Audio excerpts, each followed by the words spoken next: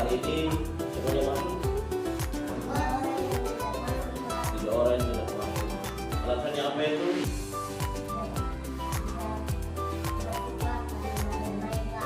Oh, berarti apa ya? Oke, baik. Anak-anak sebelum kita belajar, kita berdoa dulu. Ya, kamu minta berdoa lagi depan, kita berdoa. Ya, silakan dulu. Baik.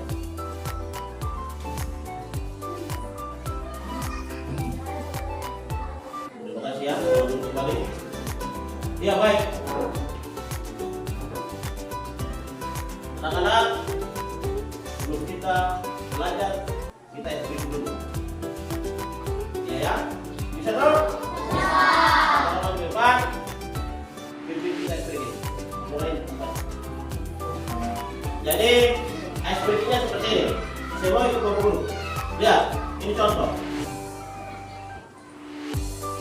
Topik saya undang, oke? Undang topik saya kalau tidak undang, bukannya topik saya. 2, 3. Topik saya undang, undang topik saya kalau tidak undang, bukannya topik saya. Sekarang menggunakan kata Saya yang salah. duduk. Oke, jadi kita melatih konsentrasi ya. Ini kita melatih apa itu? Konsentrasi. Baik. 1, 2, 3. Topik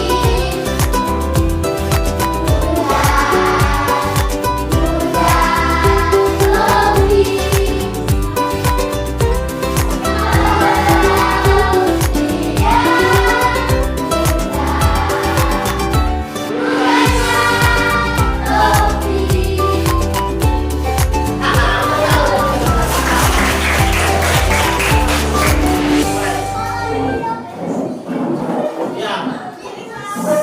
Baik. Ternyata semuanya masih konsentrasi. Hei. Baik. Anak-anak semuanya bisa baca di depan? bisa. Bisa baca di depan? Bisa. Baik.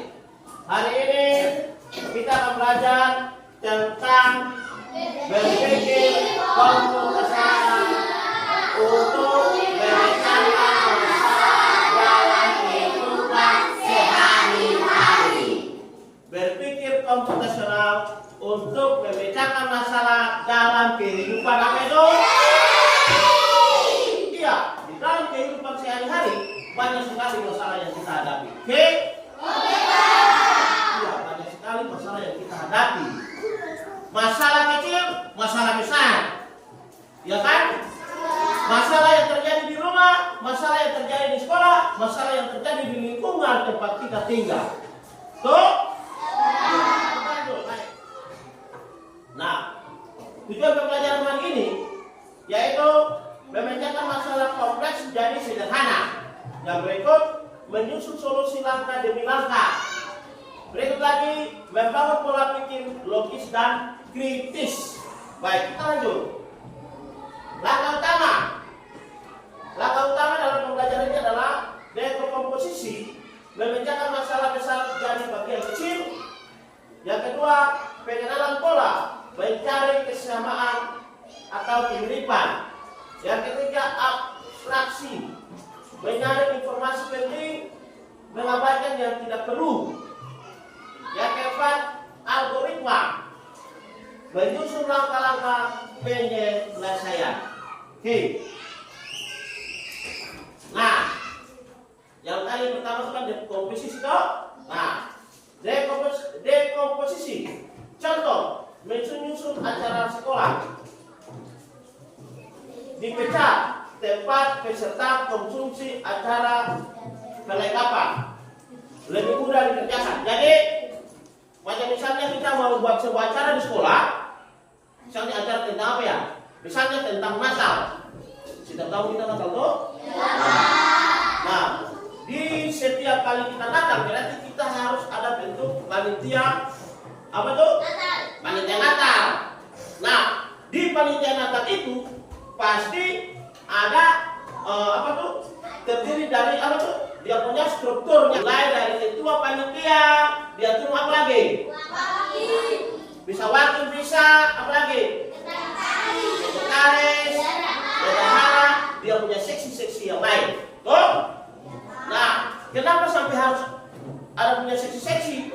Supaya pekerjaan itu dapat dibagi-bagi, ya kan? Iya. Pekerjaan itu dapat dibagi-bagi agar pekerjaan itu mudah apa? Mudah di apa? Selesaikan. Tepuk tangan untuk kita dulu. Masa.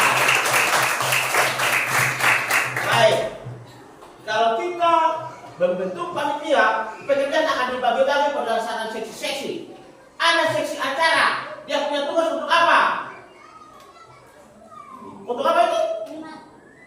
Seksi acara tugas untuk apa? Kalau di Natal, untuk menyusun apa? Acara, betul, benar kita. Apa lagi? Seksi konsumsi, dia punya tugas untuk apa? Menyiapkan makanan, konsumsi. Ya kan? Sesi perlengkapan, dia punya tugas untuk apa? Untuk menyiapkan acara itu, mulai dari tenda sampai dengan yang lain-lain. Gitu? Nah, akan seperti itu. Dan komposisi itu berarti kita memecahkan masalah menjadi bagian-bagian kecil. Yang tadi masalah yang besar, kerja kan pecahkan. Wah, dia menjadi masalah yang kecil, yang mudah diselesaikan. Gitu? Baik. Lanjut. Pengenalan pola. Contoh, mengamati jadwal pelajaran. Ada jadwal pelajaran di kelas? Ada jadwal pelajaran di kelas? Ada. Jadwal pelajaran itu fungsinya untuk apa? Untuk mengetahui apa tuh? Untuk mengetahui pelajaran yang akan kita ajarkan di hari ini dan seterusnya. Supaya apa? Supaya apa itu? Supaya teratur. Supaya apa itu? Teratur. Ya.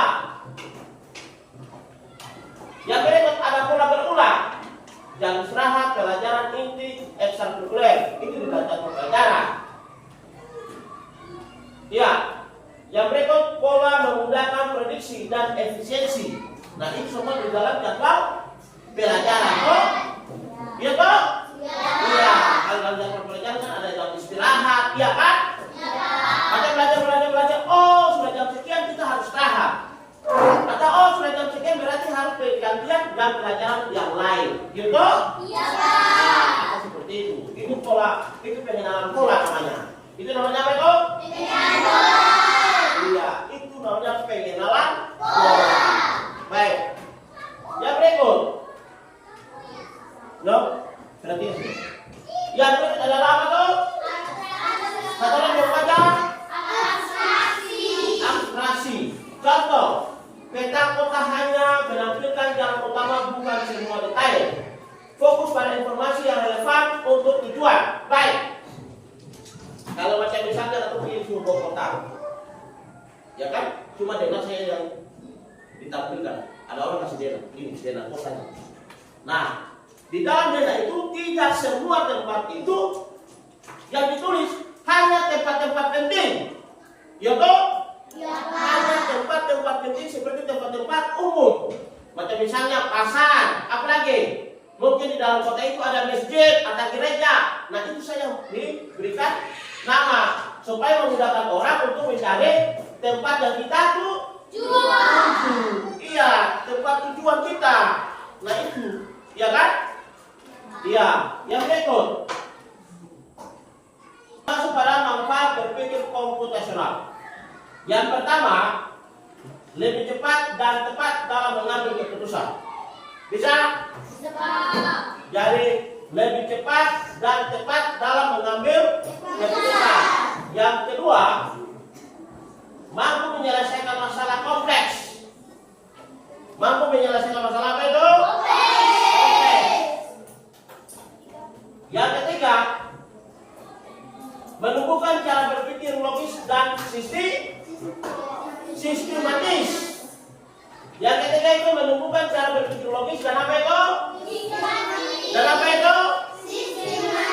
Sistematis. Ya. Baik. Yang keempat, bekal penting dan lebih cepat dalam mengambil sebuah keputusan. Baik. Itu dia punya manfaat ya. Baik. Kita pindah pada yang berikut. Ya. Baik. Sekarang Bapak Guru akan membagikan LKPD, ya. Bapak Guru akan membagikan LKPD. Anak-anak akan mengisi soal-soal yang ada dalam LKPD itu sesuai dengan materi yang baru anak-anak dengar hari ini ya. Baik. Jangan lupa tulis nama. Ya.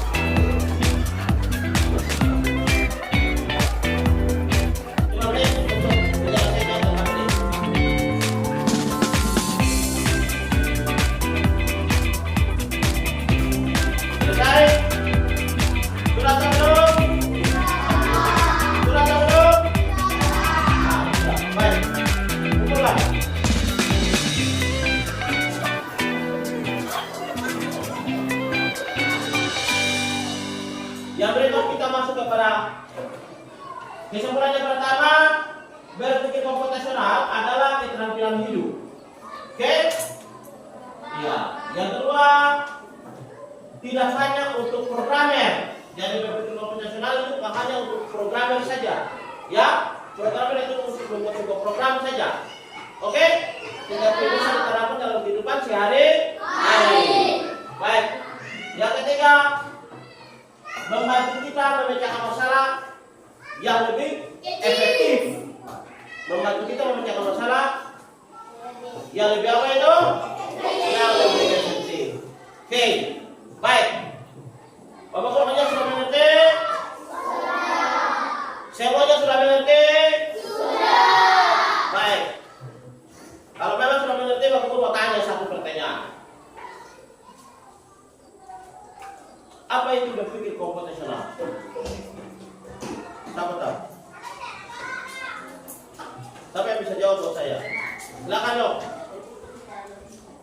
Baik, tepuk tangan buat Jero.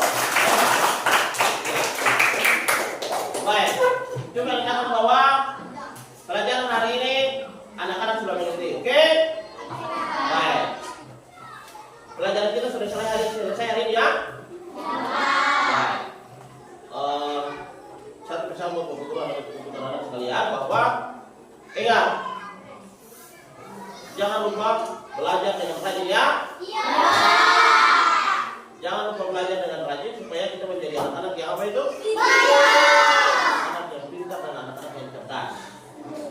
Baik, sebelum pulang, Bapak Guru minta satu lama di depan berdoa untuk kita pulang. Ya, mari doa.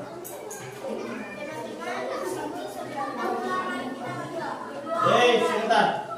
Coba ditutup kita berdoa ini berbicara di Tuhan. Jadi jangan main-main. Oleh sebab